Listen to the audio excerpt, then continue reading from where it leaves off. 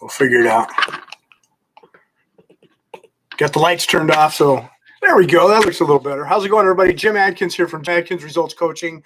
With our 8 steps to greatness, we're ready to go to step number 2. So let's review step number 1 real quick, just to make sure that you're on the same page and that you're ready to move forward. If you haven't completed step 1, please go back and watch that video.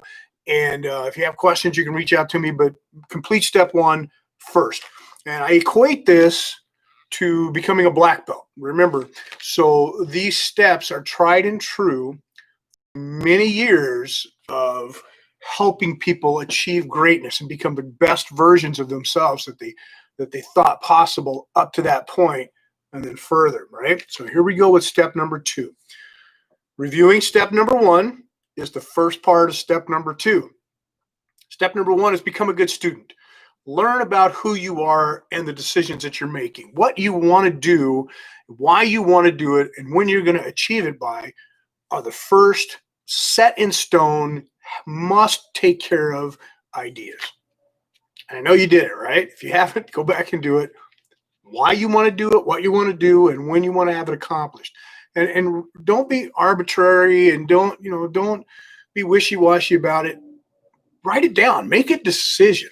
That was what step number 1 was really about, is coming up with really what it is and trimming out the fat too. You don't need to make it so cluttered with all types of goals and all kinds of results.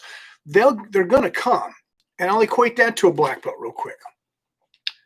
Most people who take martial arts or start an endeavor in life to do something great don't know right away, potentially don't know right away, all of the benefits that are going to come from it. Those are just the icing on the cake, the benefits of sticking with it and discovering who you're going to be and what it's going to be about.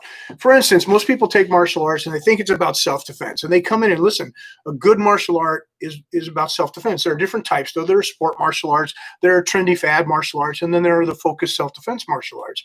People go into all of those looking for self-defense in the back of their mind.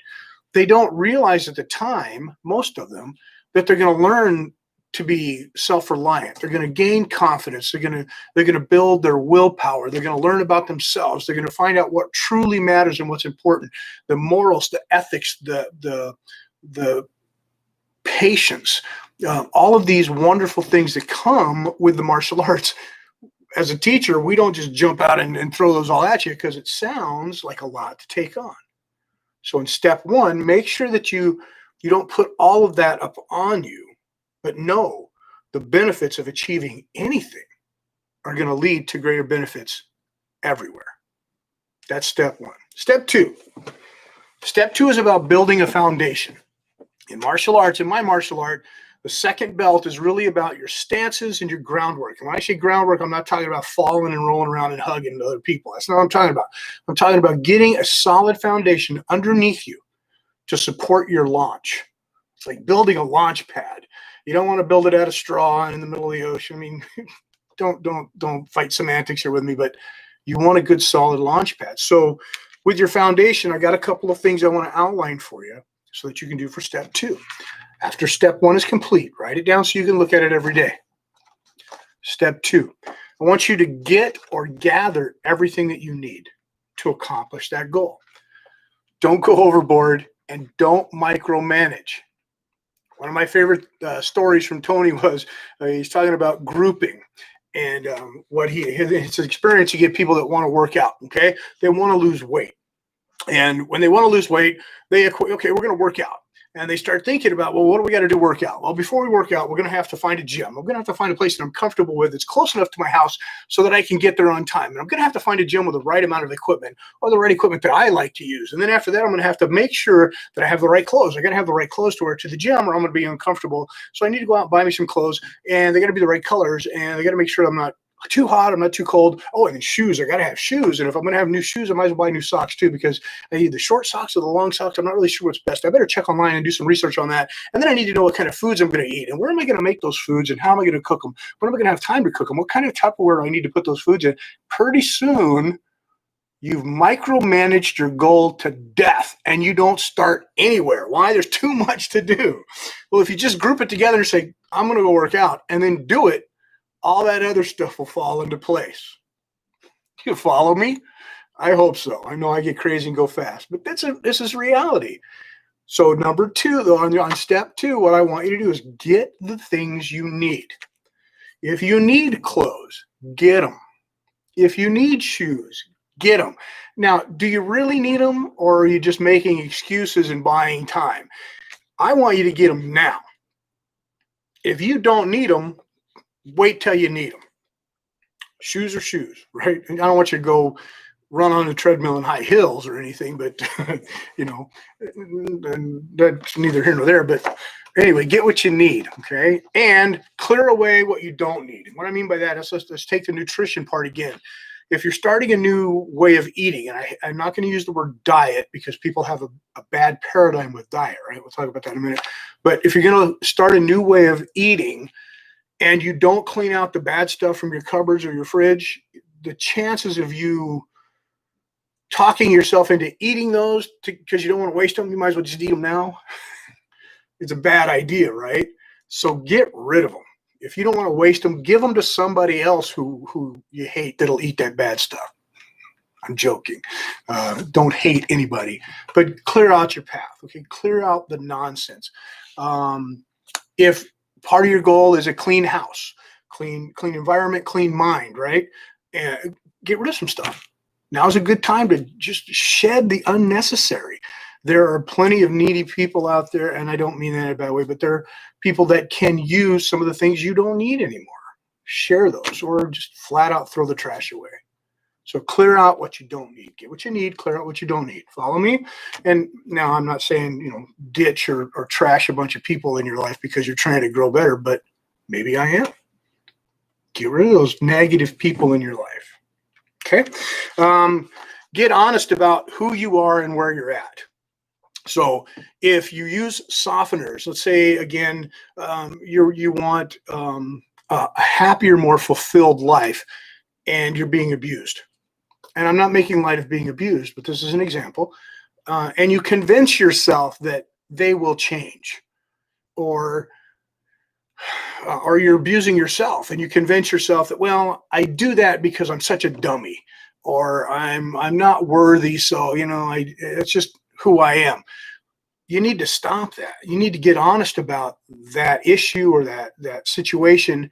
Get honest with yourself and recognize it. Nothing's going to change until you're honest about who you are, and where you want to be, where you're going to be. This is step two. This is about building a foundation. Okay, follow the steps. They're easy. Step one, get what you need. Step two, get rid of what you don't. Sounds easy. Make a list. Make it systematic. Schedule it. Make it happen. Don't just think about it. Get it done. Step number three, be honest with yourself about where you're at, who you are, and where you're going to be. Now, if you're not sure who you are yet, and that's a goal that you want to have, discover myself, fully discover who I am and who I want to become. And if that's your goal, starting out honest and saying, these are the attributes I have. I'm honest. Or maybe you write down, I'm not as honest with myself as I could be. That's being honest. Write this stuff down. Okay? I can help you. If you have questions, you reach out to me. I'll help you do this. Review what you've already accomplished. Okay, this is a great one. So when we're setting a foundation and we're ready to launch, sometimes we forget about all of the great things that we've already achieved. We look to set that new goal and we look at it and go, man, am I worthy? Am I strong enough? Am I willing to make the sacrifices? And we forget all the great things that we've already accomplished or achieved in our life. So in step two, I want you to take some time and look back and reflect. You don't have to take a lot of time, but pick one or two goals that you have achieved that you may have never thought possible in your life. Maybe it's a relationship that you have now that you never dreamed you would ever have, or it's your finances are in order and you never thought, or you own something that you never thought you would ever have or always wanted, and now it's there. These are just examples of a few things, but look back at the accomplishments. Maybe you've lost 100 pounds before and you gained 50 back. just don't think of, oh, wow, I gained 50 pounds. You lost 100 pounds. Sure, you put 50 back on. You lost 100 pounds. Can you do it again? Yes. You know how to do it. Catch my drift? Good.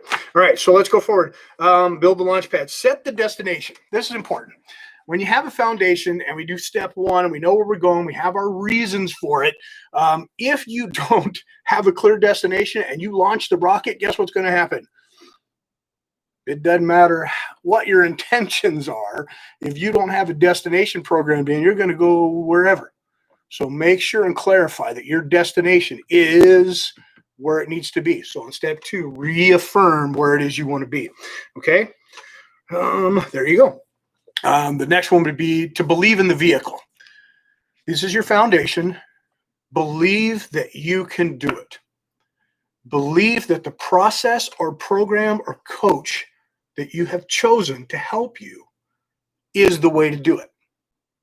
If you're not in full belief about any of those things, chances are when you start hitting roadblocks later on, it's easier to drop off. You have to believe. How do you believe? Well, once you're clear at what you want, you're clear at why you want it, and you're determined to get it, and you're honest with yourself, it's easy to see the path in front of you and trust it. Or know that it's the wrong path. It is. Follow my steps and you'll get there. Okay. Last but not least, in step number two, at the end of this process, so let's say step one, you decided to do in 1 week. Step two is going to be your next week. If you're making progress on a daily, hourly basis, the last part of this week, which will be Saturday, or 6 days into the process, the step, I need you to take action. So you're going to set your foundation and start taking action. So this is really when the 8-week program starts.